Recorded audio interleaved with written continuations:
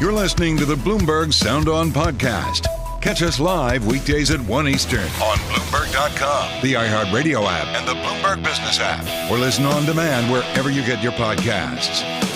Welcome to the Tuesday edition of Bloomberg Sound On. I'm Mathieu in Washington, where it's all about Ukraine today. That's certainly the storyline so far, and that's going to continue to develop as President Zelenskiy, as we told you, in person today in the nation's capital, will make his way from the Capitol to the other end of Pennsylvania Avenue in a bilateral meeting followed by a news conference with Joe Biden. We will get there. That's a few hours off. In fact, we'll carry it live when these two get in front of reporters later on today. So far, it's about Congress, though, and a very skeptical Republican conference in the House, as opposed to the one in the Senate. Remember, Mitch McConnell and Chuck Schumer invited President Zelenskiy here to make the case today.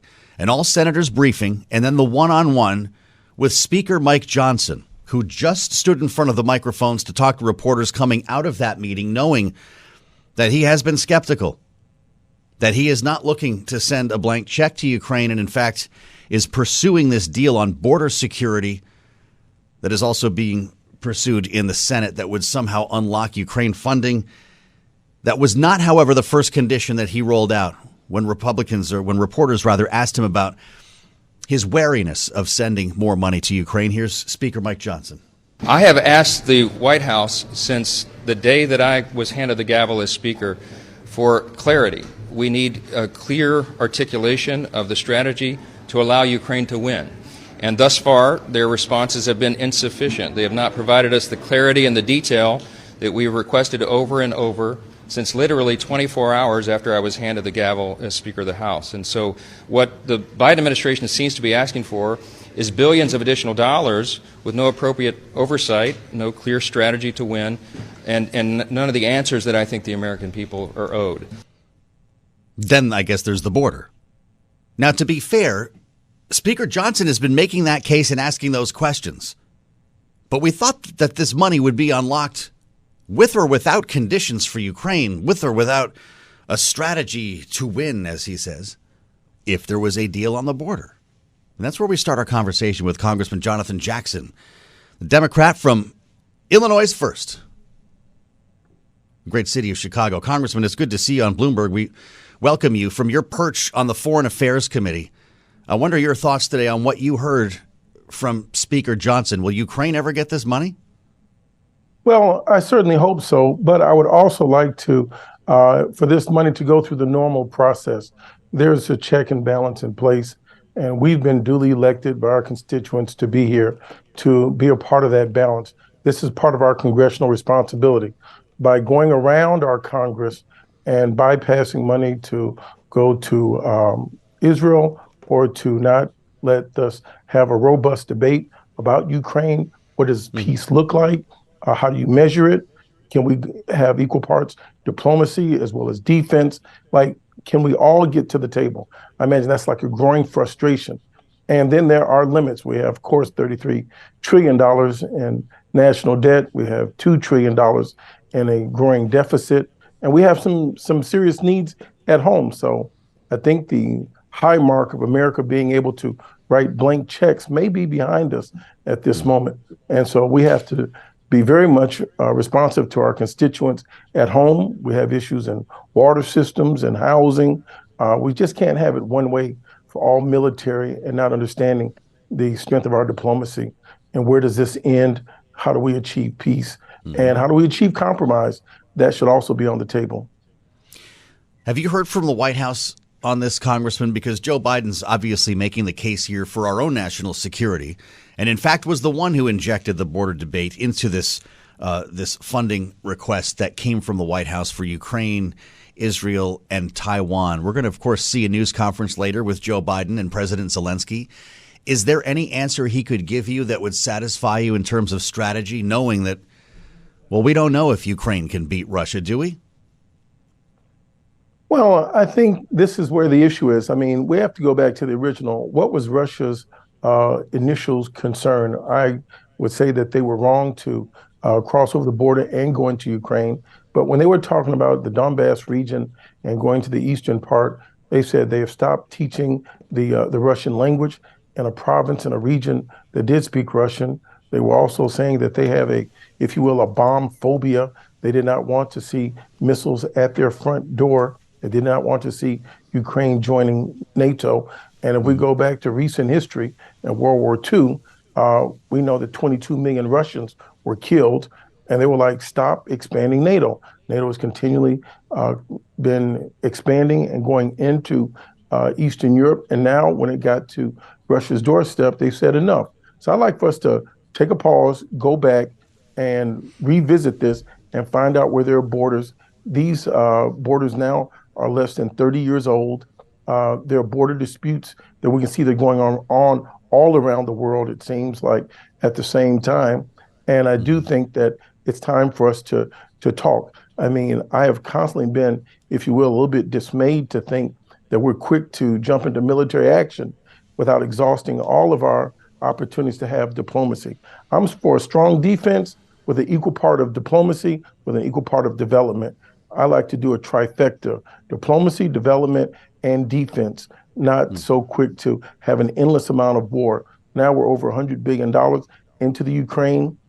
This is another $64 billion package. They thought this would be a 1 month issue, thought this would go on possibly for 6 months. And like Russia's now, their economy is getting stronger as a result of the as a result of the sanctions. They're increasing their ties with Iran. They've increased their ties with like China. So I want to see America's playing field get bigger and not smaller. The more people we cut off from our foreign policy, the stronger we're making our adversaries.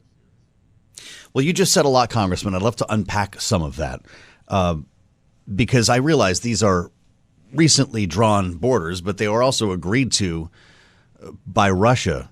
Should the U.S. not have come to the defense of Ukraine to begin with because of that reason? And the fact that we have not put any American boots on the ground or in harm's way is something that the Biden administration has been trumping. We've made a huge dent in the Russian military by way of this proxy war, if we can call it that.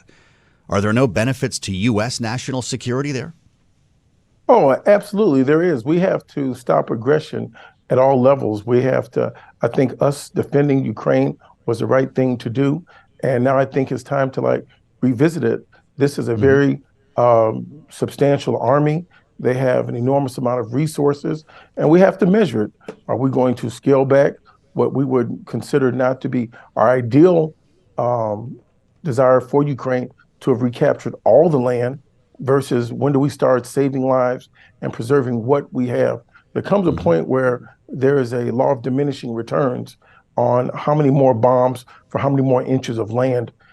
Ukraine and Belarus and that entire region is very important to the world. It's a breadbasket. In the meantime, there's other unintended consequences. There are other countries that suffer. So I'm trying not to look at this through a keyhole, but through the door.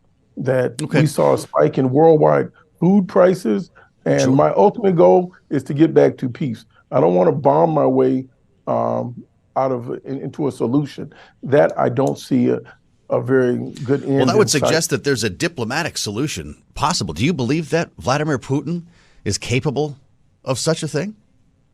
I think everyone is. And I'm a first-term freshman congressman. Call me naive, if you will. I'm fine with that. But I do believe in continuously being a peacemaker, continually trying to exhaust peaceful means. I'm sure that the body count that's going up in Russia is substantial. The body count that's gone up in Ukraine is substantial and exhausting. The people that have fled the country has been enormous. The land can get now contaminated with the amount of bombs. So it has reached a point of like, what's left and how do we move forward? So at what point do we have any sort of pause, if you will, any sort of truce and try to get back to the table? What does that look like? I don't know. But I do know we have to continue to talk. I was in a foreign affairs meeting and I asked, like, who is talking to President Putin? Who's talking to President Putin? And they said there were some backdoor channels. And I said, well, I'd like to see the front door. I'd like to see the President Biden and possibly President Putin try to get together to talk face to face, man to man, eye to eye. I will not stop until peace is exhausted, the possibility of peace we have to believe in peace in order to achieve it. Well, I would certainly never call you naive, Congressman, but I wonder if it makes you uncomfortable that you're agreeing with some members of the conservative right in the Republican conference, the Marjorie Taylor Greens, who say not another dollar. J.D. Vance says it's time for accountability. And it sounds like you're keeping company with them from a policy standpoint. Do you disagree? I've not followed all of their policies. Some of the persons you mentioned are not on foreign affairs. I'm looking at the information as I've received it. I've got an enormous amount of respect for many of my colleagues. People have come here to be representatives, and we're seeing a lot of the same facts. So if we end up with the same conclusion, having seen the same facts, I think that's progress. I don't like to go into an ideological bucket or lane, or let's get to what's right versus what's wrong. We're spending time with Congressman Jonathan Jackson, Democrat from Illinois, as I look at headlines coming from the president today. He was at a fundraiser a short time ago, Congressman, and I'd like to get your take on funding for Israel as well, because the president's making news here. I can't play it for you. This was not something that we could record, but he says Benjamin Netanyahu and the Israeli government are starting to lose support, which is pretty remarkable to hear.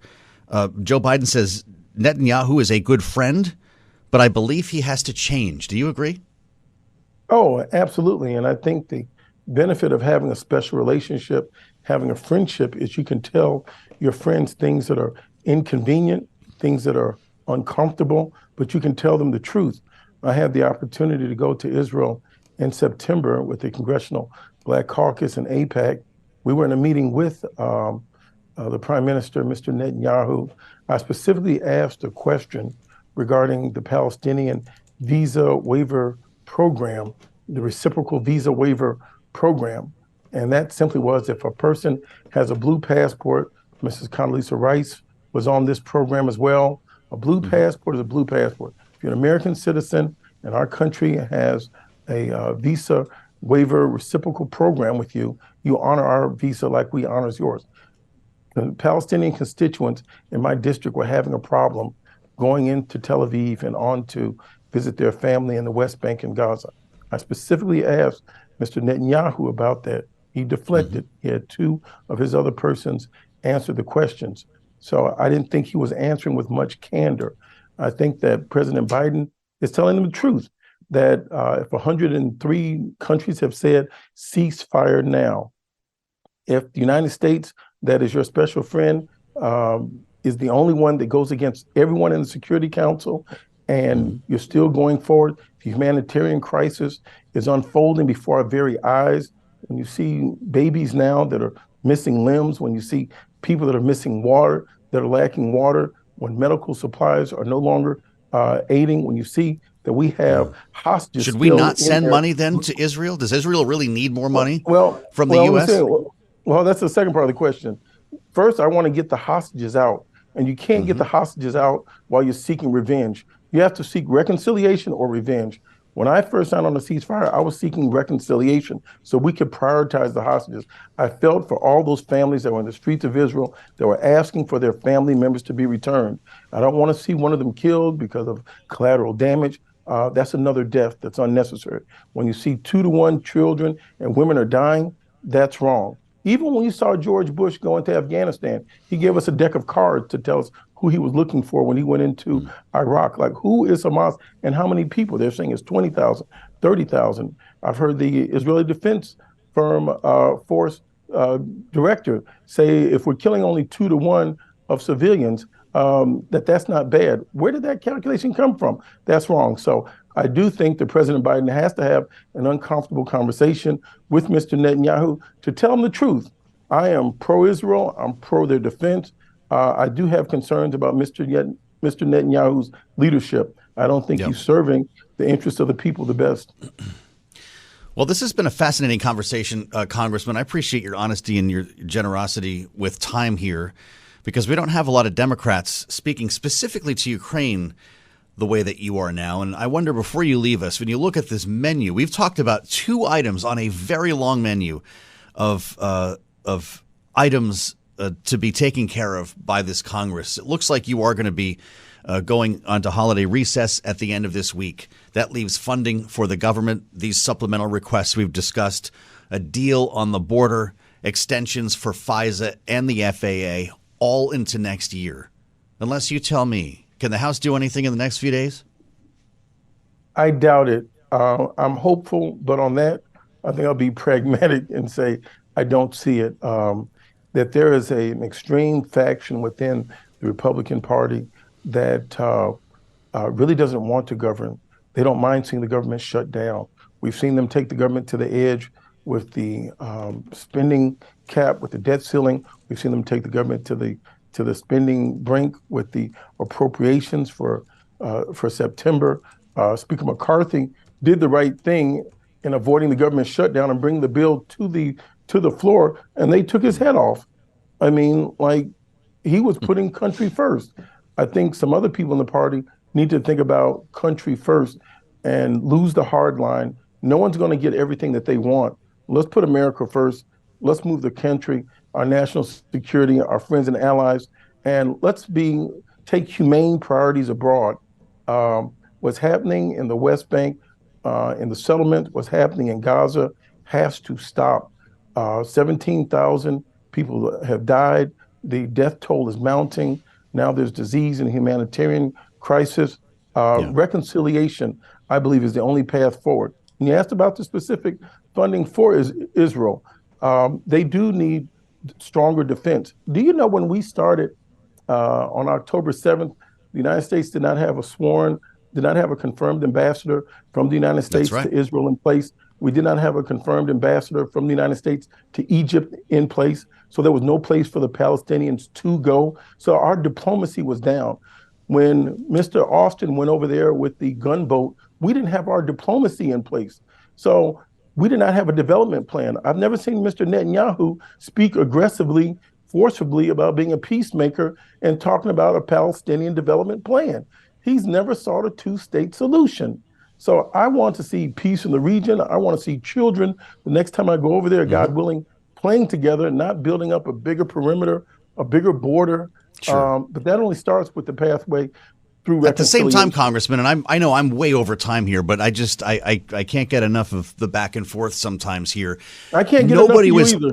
Well, God bless you. Nobody was telling us what to do after 9/11, really, and if they did, we weren't listening very closely. Does that mean something to you when you consider what Israel just went through on October 7? This was like multiple 9/11s for them, and they think they need to root out evil here just across the border. Imagine if that happened in Canada and what the heck we would do about it, right? Well, think about it. So what's a lesson learned that we figured out from Afghanistan after 9/11? First of all, we went to go after bin Laden, which isn't an army, which is a spirit, which is a sect and a group. $2 trillion later, 20 years later, we leave Afghanistan having to leave all of our guns and boats and planes, everything behind, only to find that Osama bin Laden was in Pakistan watching Netflix, I guess, or some of the TV cable program in a compound across the street from like a military base. Give me a break. I mean, so intelligence is the way. When this started on October 7th, we all agreed this was an intelligence failure. Let's not deflect. Let's beef up the intelligence. Look at what happened in Rwanda on that trip to Israel. I went to Rwanda after we left Israel. And Rwanda lost 1 million residents in 100 days. They arrested 30,000 people. They've been locked up for 30 years. Rwandan intelligence. Rwanda now is the fourth largest group that sends peacekeepers into the United Nations. And they have an economy that's thriving, and they've sought certain peace with their neighbors. They had 5 million people to die in a civil war, if you will, with the Congo. So be it in Israel, be it in Rwanda, be it in South Africa, be it with African Americans in the United States that had to overcome years and centuries of Jim Crow and slavery, it's reconciliation is the pathway forward. You know, I was going to ask you, Congressman, what your dad would do if he was having this conversation or if he was holding your seat, but I think you probably already told us. I hope that you won't be a stranger. Jonathan Jackson, Democrat from Illinois First. It's good to see you, Congressman. I appreciate you weighing in today. Indeed. I'm Joe Mathieu in Washington. We've got to bring the panel in right now. We're not breaking. We have to continue this conversation with Jeanne, Zaino, and Chapin. because I have to admit, and we're going to hear obviously perspectives from the left and the right here. I have to admit, Jeanne, I didn't expect that conversation with the congressman, with someone who sits on the House Foreign Affairs Committee. And I tried to make the point that he's actually, in many cases, sounding like conservative Republicans in the House. Does that tell you about kind of a migration or an evolution of democratic thought, specifically when it comes to Ukraine? Let's parse these out individually here. Or is the congressman just giving us his take from his perch? It was a remarkably candid conversation, and the representative just fascinating. My view is he does reflect what is happening in the Democratic base. I don't know his district well, but I would assume in his district in Illinois, and you hear it from Democrats across the country, and you're focusing specifically in this instance on Ukraine. And I think he is absolutely right. Americans want to know what is happening with their public funds, and are those funds being utilized? Or is there a chance of success as it pertains to Ukraine? I am struck by the fact, what a difference a year makes. As Volodymyr Zelenskiy apparently leaves the Capitol empty-handed. It is a year ago he was met with a standing ovation. Mm-hmm. And, part of what has happened here is they have not had success and Russia has. And so there is that. Are the challenges economically and politically in the United States. All of those factors weigh in. And I think, the representative mentioned, he is new in his first term in Congress. This is why we bring in new voices to Congress, younger officials, people who represent all parts of our country, because I think he is representing the Democratic base, not just what we're hearing from Republicans on both of these important issues. Well, boy, that would mean that Joe Biden's on an island here, at least when it comes to Ukraine. Then again, there's Chuck Schumer. Listen to the Senate Majority Leader earlier today on the floor. He made it clear, and we all made it clear, that if we lose, Putin wins. And this will be very, very dangerous for the United States. So we cannot let Putin influence through any surrogate what we need to do for Ukraine. We turn to Republican strategist Chapin now. Chapin, it's great to have you back. What do you make of this in-person pitch here? He sat down with the speaker, talked to all the senators on his way to the White House. Now, is President Zelenskiy wearing out his welcome in Washington? I don't know if I would quite characterize that as wearing out his welcome, but I agree with everything Jeanne said earlier about the changing situation, right, and what a difference a year makes. And I would just add some of the problems over the last year in America. The migrant border, that's something on a lot of legislators' minds and may even hold up this whole, may hold up Ukraine, the Ukraine aid package. The war in Israel, right? We're now seeing on a lot of different fronts financially for the United States where that money is going. And I think, the representative we just heard from and the other side of the aisle is very concerned with how much is going to Ukraine and whether we will be successful and what that money, the accountability for the money. Right. I read this morning that they're projecting the Ukraine may need another $100 billion next year after $100 billion has already been allocated. So this is, a very big funding and foreign policy and war decisions for the Congress to make. So I think some negotiations and some questions about where the money is going is totally fair. And I think, like you said, a little struck by how the Democratic caucus is asking similar questions to what the Republicans have been asking, which means I do think support, to answer your first question, I do think the support, he's going to have to work a lot harder this time around to get the funding. Jeanne, what do you make of the messaging from Speaker Johnson? He, again, met one-on-one with President Zelensky. He did get to the border. Just to be clear, when he spoke to reporters coming out of the meeting, there's a microphone set up there. He says, look, we just had our meeting. Well, let's do it right now. Mike Johnson. Just had a good meeting with President Zelensky. I reiterated to him that we stand with him and against Putin's brutal invasion. The American people stand for freedom, and they're on the right side of this fight. Then he got into conditions. He said, but we need a strategy. We need an end game. We need to know how to win, how long it's going to take. And he talked about that in length, saying that the Biden administration has not made good on this. We've been asking since the day I got the gavel, he said. And then eventually he got to a border deal. So, Jeanne, what is holding up funding for Ukraine? Is it lack of strategy or lack of a border deal? I think there are components of both, and it depends on who you talk to, which of those they stress. I continue to believe it is in the Democrats' best interest to accept forward movement, even if it's not everything they want, as it pertains to security. The latest polling we've seen, Republicans are winning on the issue of border security at the polls. You know, you look at the independent number, it's over 80% of independents say the border on the South is insecure. It would behoove the Democrats to get there and to move forward. The concessions being asked for are not traumatic and not dramatic. I think the Biden administration needs to be actively pushing for those.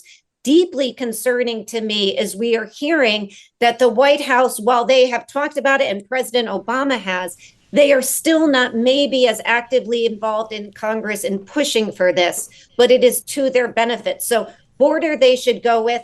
It's as it pertains to Ukraine. You know, the reality is the White House needs to educate on how much more expensive and costly in lives this whole thing will be now if we don't fund Ukraine at this moment and we push this off. What will the next steps be? Americans have the right to ask those questions. They've got to be answered over and over again by leadership in Congress and the White House. And I include in that, by the way, Mike Johnson, you're the Speaker of the House. You answer that question. You said you supported it. It's not all on the White House.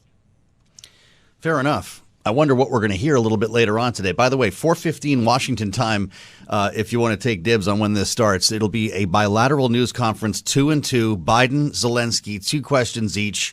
And you can just imagine, Chapin, what the questions are going to be. This might be the last opportunity Joe Biden has to make this case with President Zelensky standing at his side. What do you want to hear? Well, I just underscore what Jeanne was just saying, and you had asked her about, the different issues people have are latching onto. The problem is people are finding excuses, right? Where they were looking for ways to say yes a year ago, people are looking for the excuses to latch onto to say no.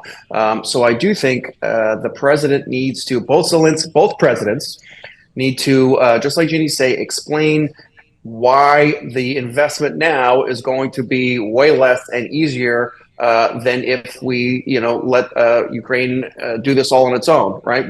We can't let Russia win. It will resonate with a lot of people in the Republican Party for sure, right? If not funding this war means that Russia is going to win and Putin gets a win, then I think people will think twice about it. I don't know that the president will do this in this particular venue, but he really needs to show that he's addressing the problems here at home as well, right? There are ways to do both. But a lot of us on the right are not seeing anything here at home for Americans. So, another $100 billion next year to help the Ukrainians is a hard sell when nothing is happening here at home to help, close the southern border and help with the problems here. So Sure. I do think that has to come out. Whether he says that sitting next to Zelensky, I don't know. He's got 2 answers, to really be concise and deliver a knockout blow here for his package.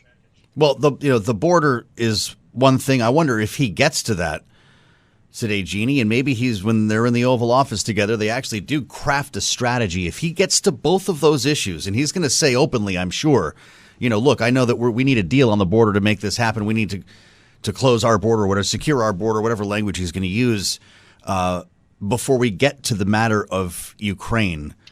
What does he need to say about strategy tonight when they go live at the White House? I think he needs to talk about the cost to the American public if they don't approve this funding now. One of the things you mentioned is the rhetoric coming from the right about this and how Democrats are starting to match that. There is a key difference. We heard J.D. Vance talking to Steve Bannon and accusing Zelensky of corruption. There is little evidence, no evidence that I know of that.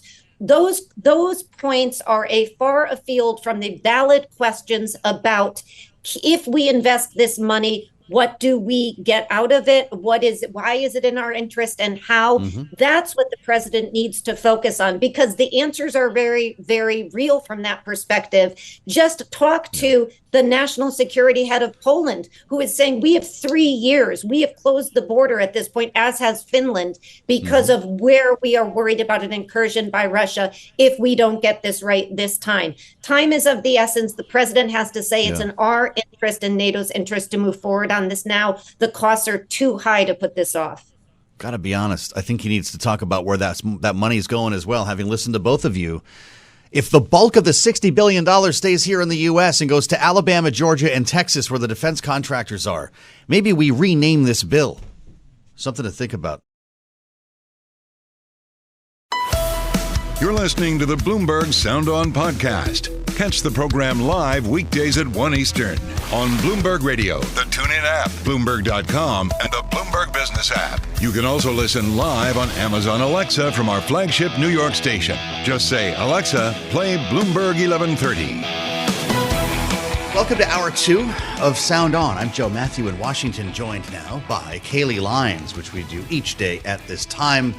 Try to expand our thoughts with Kailey, and it's good to see you. We've Likewise been talking politics, Zelenskyy for the last hour. We've barely mentioned this CPI data, which I'm glad to say we'll be talking about with Bharat Ramamurti in just a moment.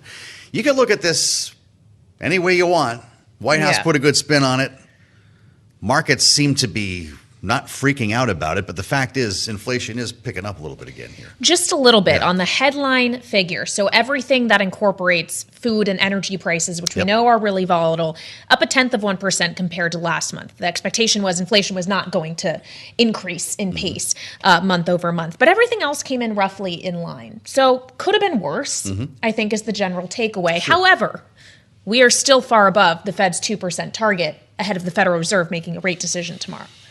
Yeah, that's right. And look, this always seems to come back to the market getting ahead of itself. It doesn't really change anything in terms of hikes, but it might not mean cuts as soon as people hoped. Is that where we are? Yeah, I mean, the market's still looking at more than 100 basis points of cuts that they're expecting from the Federal Reserve. That the Fed may not be planning. Well, and see, therein lies the rub, Joe. And I wonder, when we hear from Chairman Powell tomorrow, how much he really is going to try to push back against this notion that the Fed's going to be cutting anytime soon. Because the fact of the matter is, if the market keeps betting the Fed is going to turn, financial conditions are going to stay easier. And that's going to undo a lot of the work that the Federal Reserve was trying to do in the first place by tightening things up. Fascinating to get into this with Bharat Ramamurti. He's free to speak now. He is. I love this. Former Deputy Director of the National Economic Council in the White House.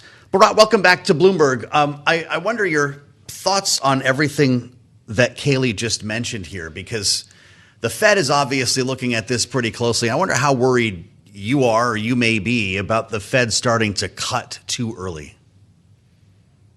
Well, I think the best way to look at the data is not necessarily in month-over-month increments, but at least over a 3-month period. And I think if you look at the annualized rate of headline CPI over the last 3 months, it's 2.2%. So that's basically at target. And I think that accounts for the fact that there's a lot of housing disinflation in the pipeline that's not fully reflected in that figure. So if I'm at the Fed, certainly if I was at the White House, I'd be looking at the longer averages here and feeling pretty good that inflation was pretty much at target and on its way to at or below target over the next few months once the newest housing data gets fully incorporated into that data. So as for cuts, what the Fed is going to do, I think what the Fed is likely to do is keep rates where they are, including into early portion of next year.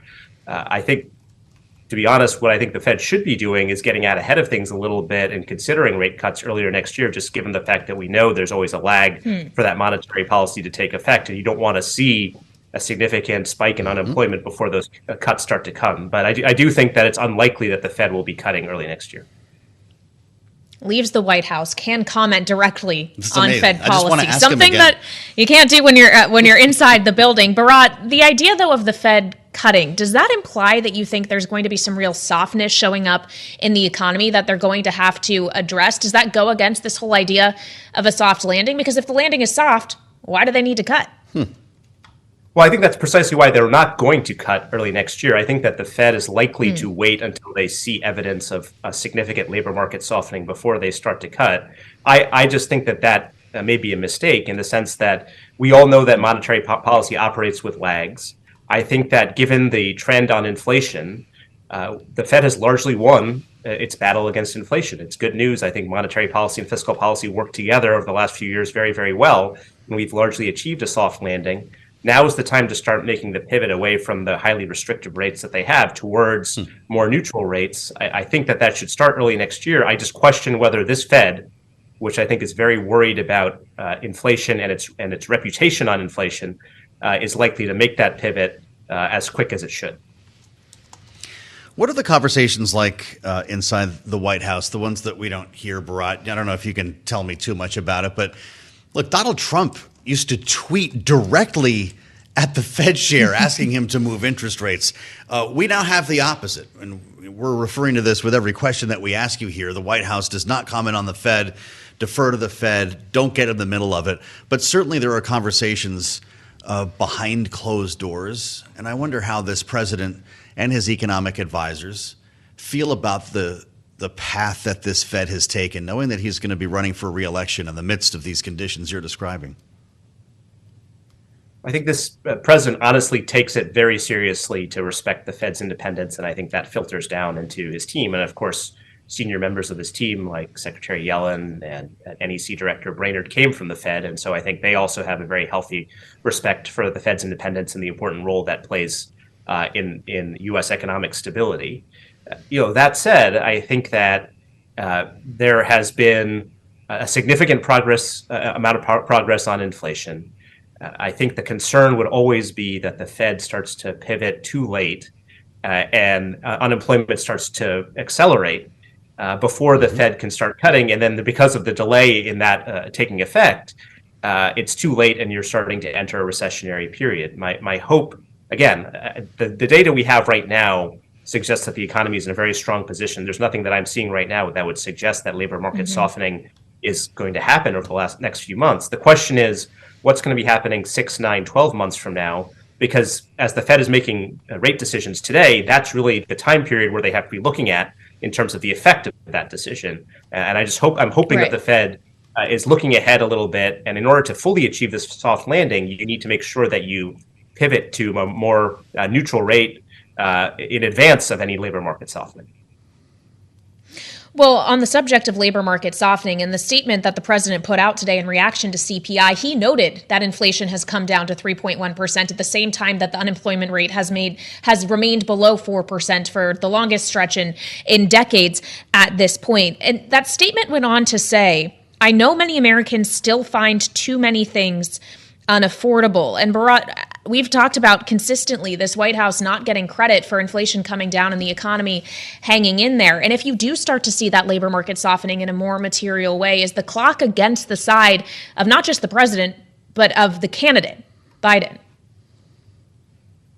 Yeah, look, I think the question of what the economy is going to do over the next 9 or 12 months as we approach the presidential election in many ways is going to be the key question electorally. My hope is that we continue to see inflation at or near target over the next several months, and you continue to see robust consumer spending, robust business investment, and as a result, steady economic growth.